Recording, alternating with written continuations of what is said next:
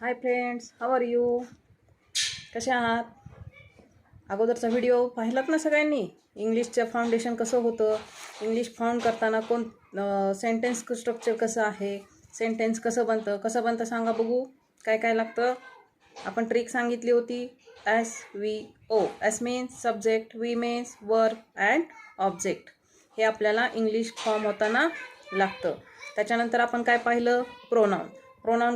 Pronoun means काय?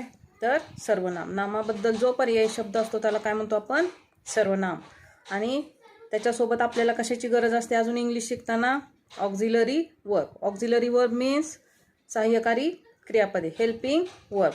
Auxiliary verb आणि pronoun ह्या दोघांचा आपण स्टडी केलेला आहे. प्रोनाउन म्हणजे काय आणि त्याचे टाईप्स कोणते आहेत, कोणते कोणते प्रोनाउन्स असतात, सिंग्युलर अँड प्लुरल, हे आपण बघितलेलं आहे. ऑक्झिलरी वर्ब्स कोणते असतात? त्याच्यामध्ये मेन वर्ब असतात अँड ऑक्झिलरी वर्ब. वर्बमध्ये दोन टाईप, त्याचे main verb, auxiliary verb. Auxiliary verb म्हणजेच काय? Helping verb. आता आज आपण काय बघणार आहे? सेंटेन्स. सेंटेन्स म्हणजेच काय? स्टेटमेंट. सेंटेन्स म्हणजेच काय असतो? स्टेटमेंट. आता बघा, सेंटेन्स कसं फाउंड होतं? काल सांगितलं होतं SVO. SVO म्हणजे काय? सब्जेक्ट, वर्ब आणि ऑब्जेक्ट. मराठीमध्ये काय येतं? वर्ब, नंतर येतं इंग्लिशमध्ये ऑब्जेक्टच्या अगोदर वर्ब येतं. तर त्याचप्रमाणे आता बघा, सेंटेन्स म्हणजे काय? आता त्याची जर डेफिनेशन बघायची झाली तर सेंटेन्स म्हणजे काय की आपण पहा, सेंटेन्स म्हणजे काय? तर स्टेटमेंट. आता त्याचा अर्थ जर बघायला गेलो आपण स्टेटमेंटचा किंवा सेंटेन्सचा, तर मराठीतून सांगायचं झालं तर शब्दांच्या ज्या समूहापासून त्याचा एक पूर्ण अर्थ निघतो त्याला आपण काय म्हणतो? सेंटेन्स किंवा वाक्य. म्हणजेच काय? अनेक शब्दांपासून एक अर्थपूर्ण शब्दसमूह तयार होतो त्याला आपण काय म्हणतो? वाक्य. म्हणजेच काय? सेंटेन्स. इंग्लिशमध्ये सांगायचं म्हणलं तर काय? ए statement is also called declarative sentence. त्यालाच काय म्हणतो आपण? सेंटेन्स. सेंटेन्सलाच काय म्हणतो अजून? Declarative sentence. Declarative sentence. Declarative sentence. आता डिक्लेरेटिव्ह सेंटेन्स का म्हणतो? तर because it states A fact or action. आपण डिक्लेरेटिव्ह सेंटेन्स का म्हणतो? तर बिकॉज इट स्टेट्स म्हणजे काय? सांगतात. It states A fact or action.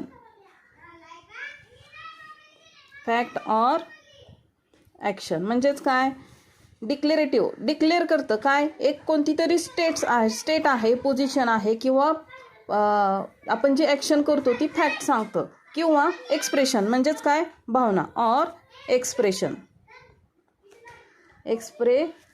Expresses and opinion किंवा एक्सप्रेशन्स. Expresses and opinion. आपलं जे मत आहे ते आपण मांडू शकतो. कशाच्या सहाय्याने? ज्या वर्डच्या सहाय्याने, ज्या सेंटेन्सच्या सहाय्याने. त्यालाच आपण काय म्हणतो? सेंटेन्स. समजलं का सेंटेन्सचा अर्थ? सेंटेन्स म्हणजे काय? तर statement is also called declarative sentence. Statement किंवा सेंटेन्स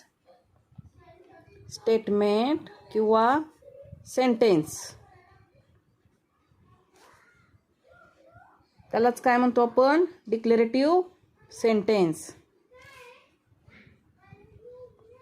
डिक्लेरेटिव्ह सेंटेन्स कशासाठी? तर it states A fact or action or expresses and opinion. त्यालाच आपण काय म्हणतो? स्टेटमेंट, सेंटेन्स किंवा डिक्लेरेटिव्ह सेंटेन्स. आता हे स्टार्ट होताना बघा, आपण सेंटेन्स कसं ओळखायचं? आता तुम्हाला हेच येणार. स्टेटमेंट ओळखा, फाइंड करा सेंटेन्स फाइंड करा, किंवा डिक्लेरेटिव्ह सेंटेन्स फाइंड करा. मग कसं करणार आपण? तर सेंटेन्स फाइंड करायची ट्रिक काय आहे? तर हे सेंटेन्स स्टार्ट कशाने होतं? Start with capital letter. Begins with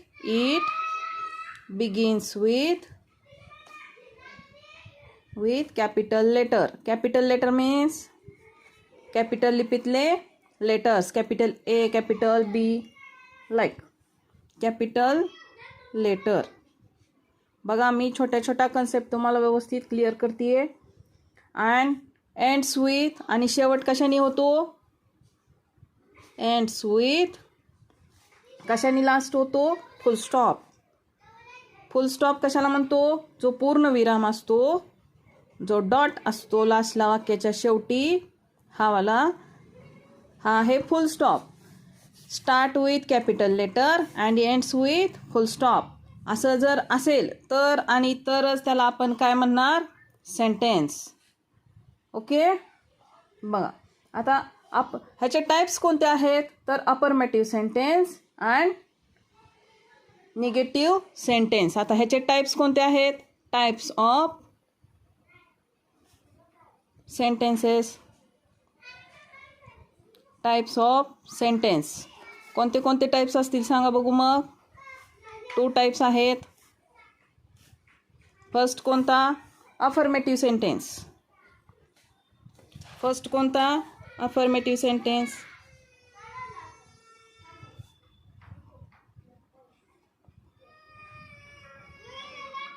affirmative sentence. दुसरं कोणतं? Negative sentence. हे झाले 2 टाईप्स. मग आता हे अफर्मेटिव्ह सेंटेन्स म्हणजेच काय? अफर्मेटिव्ह. हे दुसरं कोणतं? निगेटिव्ह. म्हणजेच काय? पॉझिटिव्ह. Means positive. हे कोणतं? निगेटिव्ह. म्हणजेच काय? सकारात्मक. सकारात्मक वाक्य. हे नकारात्मक वाक्य. नकारात्मक वाक्य. बघा सकारात्मक वाक्य, पॉझिटिव्ह सेंटेन्स, अफर्मेटिव्ह सेंटेन्स. ह्याच्यामध्ये आपल्याला ओळखायचं काय की हे सेंटेन्स पॉझिटिव्ह आहे म्हणजेच अफर्मेटिव्ह आहे की निगेटिव्ह आहे. मग आता निगेटिव्ह वाक्य कसं ओळखणार? काय काय राहतं त्याच्यामध्ये? नो, नॉट, नेवर यासारखे वर्ड्स ह्याच्यामध्ये राहतात. त्याला काय म्हणतो आपण? Negative sentence. मग आता काय एक्झाम्पल जर बघायचं म्हटलं तर काय येईल एक्झाम्पल याचं? Sam eats an apple every day. बघा हे जर वर्ड्स असतील तर आपण ते म्हणणार निगेटिव्ह सेंटेन्स आहे, त्याचा अर्थ निगेटिव्ह निघतो. आणि हे जर वर्ड्स नसतील तर आपण काय म्हणणार? हे पॉझिटिव्ह सेंटेन्स आहे, हे अफर्मेटिव्ह सेंटेन्स आहे. मग आता एक्झाम्पल बघायचं म्हटलं आपण तर एक्झाम्पल आपण काय घेणार? एक्झाम्पल असं लिहितात EG एक्झाम्पल. मग बघा Sam eats an apple every day. Sam eats an apple. हे ॲन कधी वापरायचं ते मी तुम्हाला आर्टिकलमध्ये सांगणार आहे. An apple every day.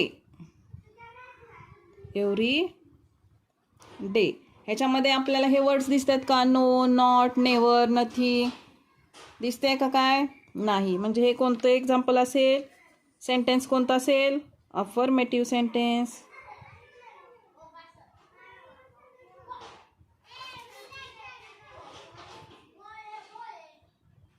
My parent. दुसरं एक we won't meet Meera today.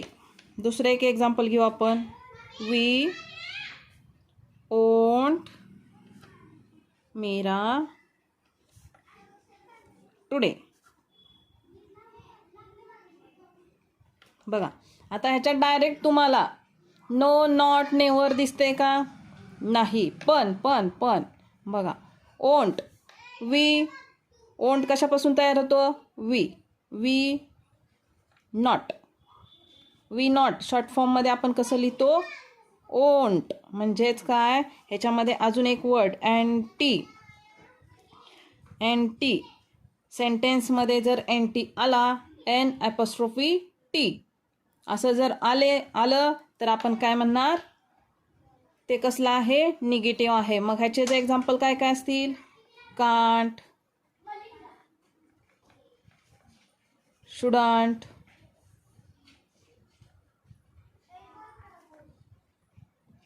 Wouldn't, असेच असतात. अजून कुडंट, हॅवंट. मग आता वोंट मग याच्यात नॉट आला शब्द, याच्यात आहे ना नॉट. मग काय झालं, हे सेंटेन्स कोणतं झालं, निगेटिव्ह सेंटेन्स. हे कोणतं सेंटेन्स झालं, निगेटिव्ह सेंटेन्स. समजलं का, पॉझिटिव्ह आणि निगेटिव्ह सेंटेन्स, अफर्मेटिव्ह सेंटेन्स आणि निगेटिव्ह सेंटेन्स. ह्याचे एक्झाम्पल्स आपण अजून घेणार आहोत. आता तुम्ही मला सांगायचं नेक्स्ट एक्झाम्पल कशाचं आहे, समजतंय का सगळ्यांना. My parents go for walk. My parents go for walk each morning.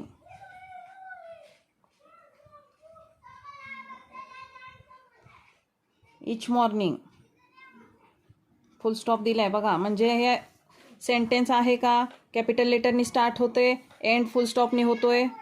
Sentence आहे का, कॅपिटल लेटरनी स्टार्ट होतोय, एंड फुल स्टॉपनी होतोय, म्हणजे सेंटेन्स आहे. मग आता ह्याच्यामध्ये शोधायचे काय आपल्याला, निगेटिव्ह आहे की अफर्मेटिव्ह आहे. मग आता हे फाइंड करताना आपल्याला काय बघावं लागेल, नॉट आहे का, नाही आहे. आणि ह्याच्यामध्ये अफर्मेटिव्ह शोधताना आपल्याला दुसरी एक ट्रिक काय आहे, ह्याच्यामध्ये आपण लक्षात काय ठेवणार, ईच, एव्हरी, हे वर्ड्स असे असतात. ईच, एव्हरी हे वर्ड्स असले की काय राहतं, ते अफर्मेटिव्ह. आणि not, no, never, anti, can't, shouldn't, wouldn't हे असतील तर निगेटिव्ह. मग आता ह्याच्यामध्ये ईच आहे आणि नो नाही आहे कुठेच, म्हणून हे काय झालं, अफर्मेटिव्ह. Okay, clear, good. दुसरं काय राहिलं, she has no idea we R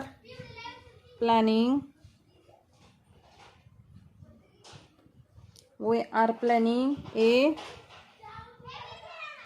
surprise birthday party for her.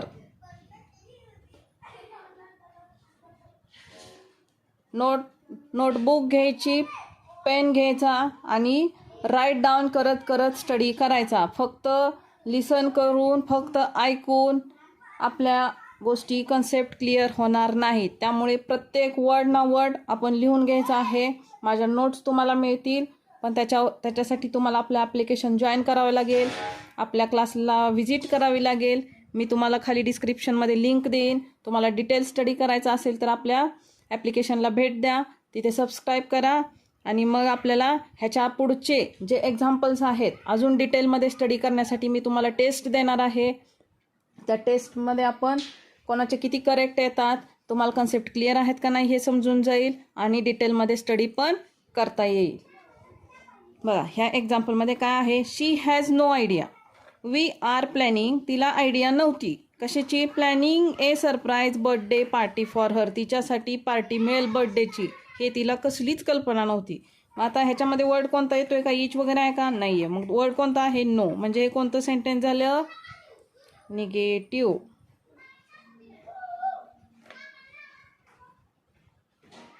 Negative sentence. Okay, got it, good. हुशार आहेत सगळे, फक्त लक्ष द्या. मी प्रत्येक वेळेस तुमच्यासोबत असणार आहे, फक्त तुम्ही स्टडी करा. ओके, आता आपण पुढं जे आहे, आता एक टाईप पाहिला आपण सेंटेन्सचा. कोणतं सेंटेन्सचे, अफर्मेटिव्ह सेंटेन्स, निगेटिव्ह सेंटेन्स, हे दोन टाईपचे सेंटेन्स राहतात. अजून टाईप्स असतात, ते डिटेलमध्ये आपण स्टडी करणार आहे. कोणते कोणते टाईप्स राहतात मी फक्त आता तुम्हाला टाईप्स सांगते आणि मग त्याच्या पुढचा स्टडी आपण नेक्स्ट लेक्चरमध्ये घेऊया. Types of sentence. Types of sentence कोणते कोणते असतात टाइप्स बघा.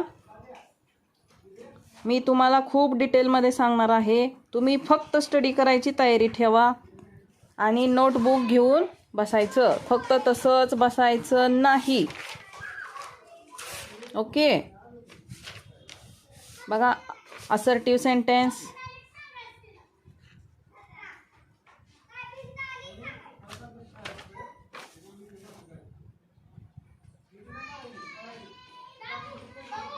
Assertive sentence. Next interrogative sentence. मी सांगणार आहे कशाला काय म्हणायचं, टेन्शन घ्यायचं नाही. Interrogative sentence, imperative sentence. Imperative sentence आणि नेक्स्ट कोणतं एक्सक्लेमेटरी. Exclamatory sentence. अजून एक सेंटेन्स आहे कोणता, अजून एक कोणता ऑप्टेटिव्ह. ऑप्टेटिव्ह. ऑप्टेटिव्ह सेंटेन्स. मग आता ह्याचे मराठीतून अर्थ घेऊया. Assertive. Assertive. Assertive sentence. Interrogative.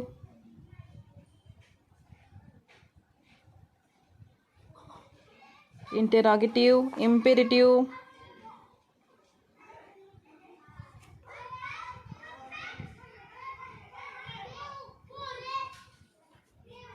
Exclamatory.